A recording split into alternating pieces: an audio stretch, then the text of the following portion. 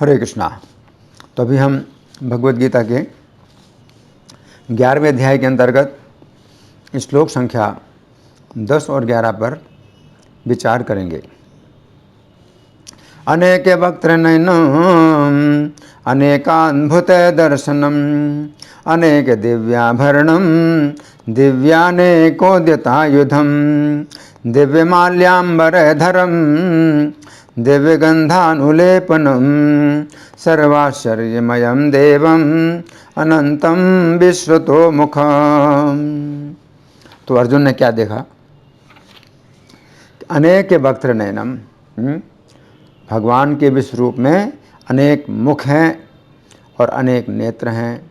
अनेक अद्भुत दर्शनम, और अनेक अद्भुत दृश्य हैं। अनेक दिव्याभरणम, और अनेक दिव्य आभूषण धारण किए हैं। दिव्यानेकोद्यतायुधम, और अनेक आयुध हैं। उनके हाथों में अनेक दिव्य आयुध उठे हुए हैं। दिव्य माल्याम्बरधरम, उनकी जो मालाएं हैं वो सब दिव्य हैं। और अंबरधरम, और दिव्य वस्त्रों को धारण किए हैं। दिव्य गंधानुलेपनम, और दिव्य गंध सुगंध, दिव्य सुगंध का अनुलेप किए हुए हैं। सर्वाश्चर्यमयम देवम, तो समस्त आश्चर्यमय भगवान हैं। अनंतम विश्वतोमुखम, तो विश्वतोमुखम माने सब ओर से उनके मुख हैं और अनंत मुख हैं। अब हम सुनेंगे प्रभुपाद तात्पर्य में क्या लिखते हैं। श्रील प्रभुपाद की जय। इन दोनों श्लोकों में अनेक शब्द का बारंबार प्रयोग हुआ है, जो है सूचित करता है कि अर्जुन जिस रूप को देख रहे थे उसके हाथों, मुखों, पांवों की कोई सीमा ना थी। ये रूप सारे ब्रह्मांड में फैले हुए थे, किंतु भगवत कृपा से अर्जुन उन्हें एक स्थान पर बैठे बैठे देख रहे थे। ये सब श्री कृष्ण की अचिंत शक्ति के कारण था। तो यहाँ प्रभुपाद का तात्पर्य समाप्त हुआ। अब हम सुनेंगे श्री भगवान ने कहा में इसकी कैसी व्याख्या हुई है। पिछले से पिछले श्लोक में, अर्थात श्लोक संख्या 8 में श्री कृष्ण ने अर्जुन से कहा था कि वे अर्जुन को दिव्य नेत्र प्रदान कर रहे हैं ताकि अर्जुन श्री कृष्ण के विश्व रूप को देख सकें। फिर श्लोक संख्या 9 में संजय ने कहा कि ऐसा कहकर महायोगेश्वर श्री कृष्ण ने अपना परम ऐश्वर्य से युक्त विश्व रूप दिखलाया। चूँकि उक्त श्लोक में श्रील प्रभुपाद का तात्पर्य नहीं है, इसलिए हम भी उक्त श्लोक की अलग से व्याख्या नहीं कर रहे हैं, परंतु यहाँ पर संक्षिप्त व्याख्या अवश्य करेंगे। यहाँ पर समझने की बात है कि अर्जुन को जिस समय दिव्य दृष्टि प्राप्त हुई उस समय अर्जुन को तत्क्षण ऐश्वर्य तेज दिखाई दिया। सर्वत्र चमत्कार का समुद्र देखने लगा तथा अर्जुन उस विस्मय के समुद्र में डूब गए। अर्जुन मन में सोचने लगे कि यहाँ तो कितना बड़ा आकाश था, वो आकाश कहाँ चला गया। इस समय तो दसों दिशाएं ही लुप्त हो गई हैं। उस समय अर्जुन के मन की संकल्प शक्ति लुप्त हो गई। अर्जुन की एकाग्रता की टकटकी लग गई। इस प्रकार अर्जुन विस्मित होकर प्रेम से देखने लगे। उस समय अर्जुन की इच्छा पूर्ण हुई। अब संजय श्लोक संख्या 10 तथा 11 में श्री कृष्ण के विश्व रूप का वर्णन कर रहे हैं। इन 2 श्लोकों में संजय ने 8 बातें बोली हैं, जिनकी हम क्रमपूर्वक चर्चा करेंगे। अब पहली बात, इस श्लोकों में पहली बात के अनुसार शब्द हैं अनेक वक्त्र नयनम, अर्थात विश्व रूप के अनेक मुख तथा नेत्र हैं। यहाँ पर समझने की बात यह है कि श्री कृष्ण के विश्व रूप में जितने प्राणी देख रहे हैं उनके मुख, नेत्र, हाथ, पैर आदि सब के सब अंग विश्व रूप श्री कृष्ण के हैं, क्योंकि श्री कृष्ण स्वयं ही विश्व रूप में प्रकट हुए हैं। उस समय अर्जुन ने अनेक मुख तो ऐसे देखे जो अत्यंत सुंदर थे। फिर अर्जुन ने अनेक मुख ऐसे देखे जो अत्यंत भयानक थे। वे मुख ऐसे थे मानो मृत्यु को ही मुख उत्पन्न हो गए हों। फिर अर्जुन ने अनेक मुख ऐसे देखे जिनके अंदर से प्रलय काल की अग्नि निकल रही थी। फिर अर्जुन ने उस विश्व रूप में अनेक मुख ऐसे देखे जो अत्यंत सौम्य थे। उस समय अर्जुन के पास यद्यपि दिव्य दृष्टि थी, परंतु फिर भी अर्जुन को उस विश्वरूप के मुखों का अंत नहीं मिला। अब अर्जुन ने कौतूहलपूर्वक विश्वरूप के नेत्रों को देखना आरंभ किया। उस समय अर्जुन ने विश्वरूप के अनेक नेत्र तो ऐसे देखे जो कमल के समान सुंदर थे। फिर अर्जुन ने अनेक नेत्र ऐसे देखे जो सूर्य के समान तेजोमय थे। श्री कृष्ण के विश्वरूप में अनेक नेत्रों को देखकर अर्जुन ने अनुभव किया कि कोई भी जीव श्री कृष्ण से छिप नहीं सकता है। अनेक लोग ऐसा सोचकर पाप कर्म करते हैं कि उन्हें कोई नहीं देख रहा है, परंतु वास्तव में वे श्री कृष्ण के विश्वरूप को नहीं देखते हैं, जो उनके सभी कर्मों को अपने अनेक नेत्रों से देख रहे हैं। भागवत 8:1-11 में कहा गया है कि भगवान अपने अनेक नेत्रों से विश्व के कार्यकलाप देखते रहते हैं, किंतु कोई उन्हें नहीं देख पाता है। किसी को यह नहीं सोचना चाहिए कि चूँकि श्री कृष्ण को कोई नहीं देख पाता है तो श्री कृष्ण भी उसे नहीं देखते हैं। तो यहाँ पर संजय कह रहे हैं कि अर्जुन ने विश्वरूप के अनेक मुख तथा नेत्र देखे। अब दूसरी बात, इस श्लोकों में दूसरी बात के अनुसार शब्द है अनेक अद्भुत दर्शनम, अर्थात विश्वरूप के अनेक अद्भुत रूप हैं। उस समय अर्जुन एक एक आश्चर्य देखते हुए अनेक रूपों के दर्शन करने लगे। तब अर्जुन सोचने लगे कि इन रूपों के चरण कहाँ हैं, इन अद्भुत रूपों के मुकुट किस ओर हैं, इन अद्भुत रूपों की बलशाली भुजाएं कहाँ हैं। इस प्रकार अर्जुन की दर्शन सुख पाने की इच्छा बढ़ने लगी। जिन श्री कृष्ण का अंत वेदों को नहीं प्राप्त होता है, उन श्री कृष्ण के अवयवों का दर्शन अर्जुन अपने दोनों नेत्रों से कर रहे हैं। भागवत 8:24-44 में वर्णन आता है कि जिस समय श्री कृष्ण ने मत्स्य का रूप धारण किया था, उस समय उनके शरीर में जो सींग था वह 1,20,00,000 किलोमीटर लंबा था। अब यदि उस मछली का सींग 1,20,00,000 किलोमीटर लंबा हो तो उस मछली का कितना बड़ा आकार होगा। तो अर्जुन ने ऐसे अनेक रूप देखे जो अत्यंत अद्भुत थे। अब तीसरी बात, इस श्लोकों में तीसरी बात के अनुसार शब्द हैं अनेक दिव्य आभरणम, अर्थात विश्वरूप के अनेक दिव्य आभूषण हैं। ये बात समझने की है कि विश्वरूप में देखने वाले अनेक रूपों के हाथों में, पैरों में, कानों में, नाकों में और गलों में जितने आभूषण हैं वे सब के सब दिव्य हैं। कारण ये है कि श्री कृष्ण स्वयं ही आभूषणों के रूप में प्रकट हुए हैं। अर्जुन ने चरणों से लेकर मुकुट तक नाना रत्न तथा आभूषणों से सुशोभित विश्वरूप का सौंदर्य देखा। अपने शरीर पर धारण करने के लिए श्री कृष्ण स्वयं ही अनेक आभूषण बन गए थे, अतः कौन कल्पना कर सकता है कि वो कैसी शोभा होगी। जिन श्री कृष्ण के प्रकाश से ये विश्व प्रकाशित होता है, उस दिव्य तेज की शोभा का अनुभव किसको हो सकता है। अर्जुन ने देखा कि श्री कृष्ण ने अपने आप को स्वयं अपने ही आभूषणों से अलंकृत किया है। अब चौथी बात, इस श्लोकों में चौथी बात के अनुसार शब्द हैं दिव्य अनेक उद्यत आयुधम, अर्थात विश्वरूप अनेक दिव्य आयुधों को उठाए हुए हैं। इस श्लोक के तात्पर्य में श्रील प्रभुपाद लिखते हैं इन दोनों श्लोकों में अनेक शब्द का बारंबार प्रयोग हुआ है, जो यह सूचित करता है कि अर्जुन जिस रूप को देख रहे हैं उसके हाथों पांवों की कोई सीमा नहीं थी। ये रूप संपूर्ण ब्रह्मांड में फैले हुए थे, किंतु भगवत कृपा से अर्जुन उन्हें एक स्थान पर बैठे बैठे देख रहे थे। ये सब श्री कृष्ण की अचिंत्य शक्ति के कारण था इति। अब जिस समय अर्जुन की दृष्टि श्री कृष्ण के हाथों की ओर गई, उस समय उन्होंने देखा कि उन हाथों में चमचमाते हुए अनेक दिव्य आयुध थे, जिनकी किरणों के द्वारा अनेक नक्षत्र मानो चने की तरह फूट रहे हों। उन आयुधों के तेज से अग्नि भी मानो भयभीत होकर समुद्र में प्रवेश करना चाहे। उसके बाद अर्जुन ने विश्वरूप के असंख्य हाथ देखे जो प्रखर आयुधों को ऊंचे उठाए हुए थे। अब पांचवी बात, इस श्लोकों की पांचवी बात के अनुसार शब्द हैं दिव्य माल्य अंबरधरम, अर्थात विश्वरूप दिव्य मालाएं तथा वस्त्र धारण किए हुए हैं। अब अर्जुन की दृष्टि विश्वरूप के कंठ पर पड़ी तो उन्होंने विश्वरूप के कंठों पर ऐसी मालाएं पड़ी हुई देखीं जहाँ पर मानो श्रांत होकर लक्ष्मी जी विश्राम ले रही हों। विश्वरूप के कंठों में जो मालाएं थीं, उन मालाओं के पुष्प अति सुंदर, मनोहर तथा गंधयुक्त थे। मुकुटों के ऊपर सुंदर पुष्पों के गुच्छे बंधे हुए थे। इसके अतिरिक्त विश्वरूप ने अपने गले में फूलों की, सोने की, चांदी की, मोतियों की, रत्नों की, गुंजाओं की आदि अनेक प्रकार की मालाएं धारण कर रखी थीं।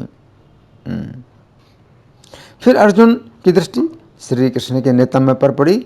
उस समय उन्होंने देखा कि श्री कृष्ण के नितंब पर पीताम्बर इस प्रकार जगमगा रहा है मानो तपा हुआ सोना हो।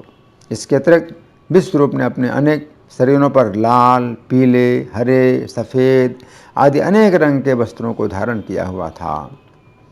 अब छठी बात, इस श्लोकों की छठी बात के अनुसार शब्द हैं दिव्य गंध अनुलेपनम, अर्थात विश्वरूप दिव्य गंध का अनुलेपन किए हुए है। अब अर्जुन की दृष्टि विराट रूप के शरीरों पर लगे हुए अनुलेपन पर पड़ी। उस समय अर्जुन ने देखा कि उसके शरीरों पर कस्तूरी, चंदन, कुमकुम आदि गंध के अनेक प्रकार के अनुलेपन हैं। इस प्रकार अर्जुन ने विश्वरूप के सर्वांग में दिव्य गंध का लेप लगा हुआ देखा। उस गंध के लेप के द्वारा विश्वरूप का प्रकाश और अधिक चमक रहा था। उस गंध की शीतलता ब्रह्मानंद की शीतलता से भी अधिक है। उस अनुलेप की सुगंध से ही पृथ्वी को गंध का गुण प्राप्त हुआ है।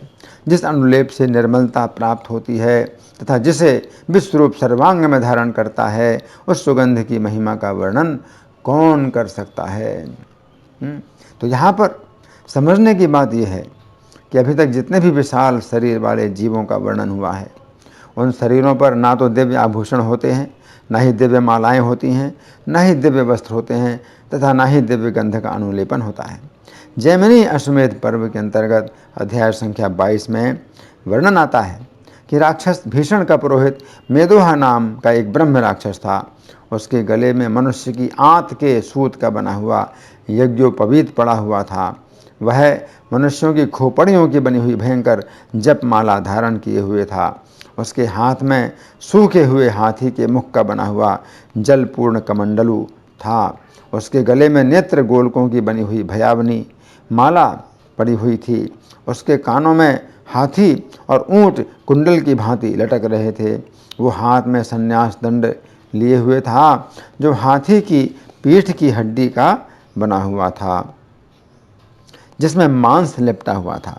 ये राक्षस ब्राह्मण तथा सन्यासी के रूप में अपने आप को अत्यंत पवित्र समझता था, जबकि उसका शरीर तथा उसकी प्रत्येक वस्तु अत्यंत अपवित्र थी। ऐसी बात यहाँ पर श्री कृष्ण के विश्वरूप में नहीं है। श्री कृष्ण का विश्वरूप अत्यंत दिव्य तथा पवित्र है। अब सातवीं बात, इस श्लोकों में सातवीं बात के अनुसार शब्द हैं सर्व आश्चर्यमयम देवम, अर्थात विश्वरूप एक ऐसा देवता है जो सभी प्रकार के आश्चर्यों से युक्त है। इस प्रकार अर्जुन एक एक श्रृंगार की शोभा देखते हुए आश्चर्य में पड़ गए। बाहर आंखें खोलकर देखा तो संपूर्ण जगत विश्वरूप दिखाई दे रहा है। सामने अगणित मुख दिखाई देते हैं। फिर जब अर्जुन पीछे मुड़कर देखते हैं, उस समय वहाँ भी उन्हें वैसे ही श्रीमुख, हाथ, पैर आदि दिखाई देते हैं। जो ही अर्जुन आश्चर्य की एक बाढ़ से निकलकर किनारे पर आते हैं, तो वहीं वे दूसरे चमत्कार के महासागर में गिरते हैं। श्री कृष्ण का यह विश्वरूप अनेक प्रकार के आश्चर्यों का समुद्र है। अब आठवीं बात, श्लोकों की आठवीं शिक्षा के अनुसार शब्द हैं अनंतम विश्वतः मुखम, अर्थात विश्वरूप का कोई अंत नहीं है तथा वह सभी ओर से मुख वाला है। यहाँ पर समझने वाली बात यह है कि इस विश्वरूप के रूप इतने अधिक हैं कि इन्हें गिना नहीं जा सकता है। दूसरी बात यह है कि प्रत्येक रूप के मुख है परंतु पीठ नहीं है। भगवान स्वभावतः विश्व तो मुख हैं और अर्जुन ने इसी विश्वरूप के दर्शन के लिए प्रार्थना की थी। जो दृष्टि श्री कृष्ण ने अर्जुन को दी थी उसमें सूर्य या दीपक के प्रकाश की आवश्यकता नहीं थी। वो दिव्य दृष्टि ऐसी थी कि आंखें बंद करने पर भी दिखाई देता था। उस दृष्टि में अंधकार की कोई बाधा नहीं होती थी। तो यहाँ पर संजय कह रहे हैं कि श्री कृष्ण का यह विश्वरूप ऐसा दिव्य तथा विलक्षण था, जिससे पता चलता है कि श्री कृष्ण कोई साधारण मनुष्य नहीं हैं, वे बड़े से बड़े योगेश्वर था, सभी पापों और दुखों का नाश करने वाले साक्षात परमेश्वर हैं।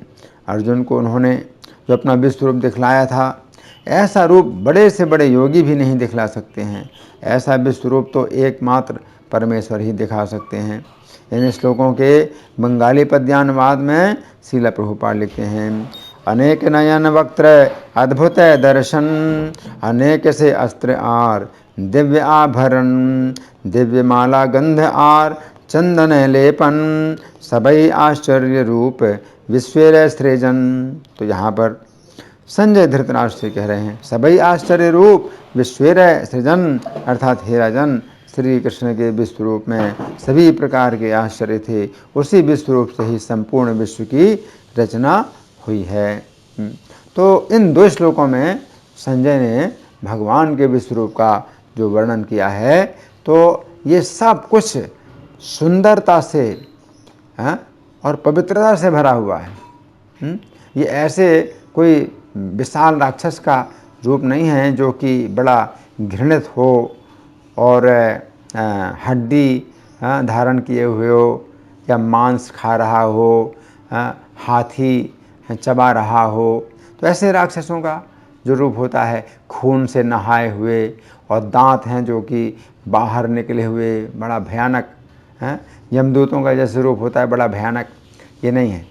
श्री कृष्ण का जो विश्वरूप है, इसमें वो उस प्रकार की भयानकता नहीं थी। अब भयानकता जो दिखाई देगी उस पर हम विचार करेंगे वो किस प्रकार की भयानकता है, लेकिन भगवान का जो रूप है वो सौंदर्य से भरा हुआ, सौंदर्य का समुद्र है, और सौंदर्य का समुद्र भी बढ़ता जा रहा है।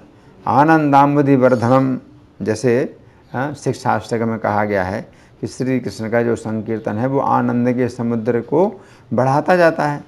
आनंद का समुद्र पहले से ही हमें मिल जाता है, और वो समुद्र भी और बढ़ रहा है आनंद का।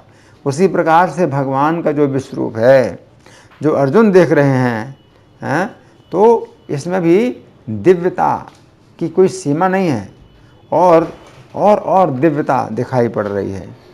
अनेक दिव्याभरणम, तो दिव्य आभरण, तो दिव्य आभरण का मतलब क्या है कि ऐसे आभूषण, और इतने बड़े बड़े आभूषण, ये भी सोचिए भगवान का इतना बड़ा विश्वरूप है ना, तो वो आभूषण भी इतने बड़े हैं भगवान के हैं, और उनके जो है माल्य और अंबर दिव्य वस्त्र भी कितने बड़े साइज में हैं, कौन बना सकता है।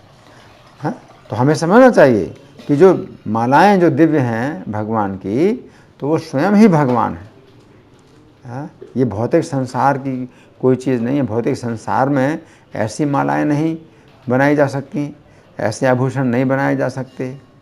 कोई भी बहुत बड़ी फैक्ट्री हो, उसमें भी भगवान के विश्वरूप के जो आभूषण हैं वो नहीं तैयार किए जा सकते। कोई भी संसार की ऐसी प्रयोगशाला या उद्योगशाला नहीं है जहाँ की भगवान के वस्त्र बनाए जा सकें या भगवान के आभूषण बनाए जा सकें। सब कुछ दिव्य, और जब दिव्य है तो इसमें किसी प्रकार का मल नहीं होता, कभी मैल नहीं होता। सीता जी के पास कुछ दिव्य वस्त्र थे तो भी कभी मैले नहीं होते। तो इस प्रकार से जो है भगवान के शरीर में जो भी है, और दिव्य गंधानुलेपनम, दिव्य गंध है। तो वो गंध क्या है? सुगंध है। इतनी सुगंध, किसी राक्षस का बहुत बड़ा रूप दिखाई देता है तो उसके शरीर से दुर्गंध आती है, बड़ी दुर्गंध आती है। जैसे अघासुर था, अघासुर ने जो है बड़ा भारी अजगर का रूप धारण किया था, तो उसके मुख से जो है जो श्वास निकल रही थी वो बड़ी दुर्गंध युक्त थी, क्योंकि उसके पेट में बहुत से पशु जो है जो जा चुके हैं और पच गए हैं, तो उनकी दुर्गंध निकल रही थी। भगवान के विश्व रूप में दुर्गंध की बात तो बहुत दूर, सुगंध, इतनी सुगंध है भगवान के विश्व रूप में कि कोई सोच नहीं सकता। पृथ्वी भर में जितनी भी सुगंध है, पृथ्वी से ही सुगंध निकलती है, फूलों में आती है और फूलों से फिर उसकी सुगंध बनाई जाती है। लेकिन जितनी भी सुगंध है पृथ्वी की, तो सब मिला करके भी वो सुगंध भगवान के शरीर की सुगंध के बराबर नहीं हो सकती है।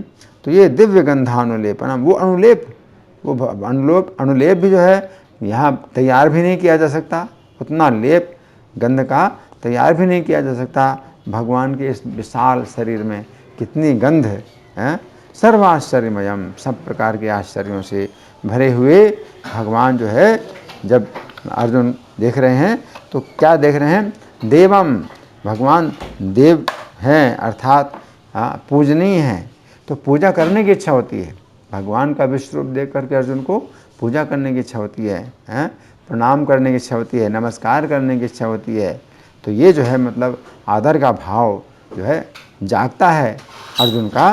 तो ये समझना है यहाँ पर वो उस प्रकार का भय नहीं है कि राक्षस जैसे हम किसी को जब देखता है तो मार डालेगा, खा जाएगा, ऐसा नहीं है भगवान का विश्व रूप। तो हमें ये बात समझना है। धन्यवाद।